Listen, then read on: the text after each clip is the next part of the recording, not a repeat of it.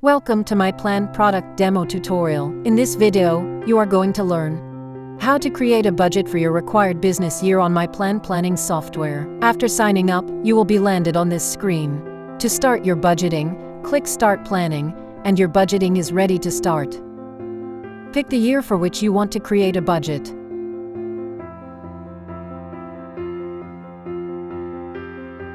Choose all the required types of accounts that you want to plan for the budget. You can choose more number of account types as per your need. Your specified year budgeting can never be limited.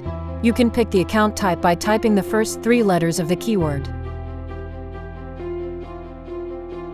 After choosing all your account types, select the budget and click Start Planning to create the plan for budgeting. As you are going to create a budget for your business, update your plan budget for the required account type. Make sure to update the budget on the respective box.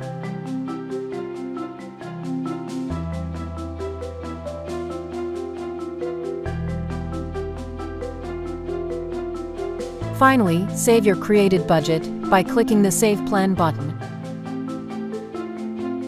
That's it. You created your budget. Thanks for watching.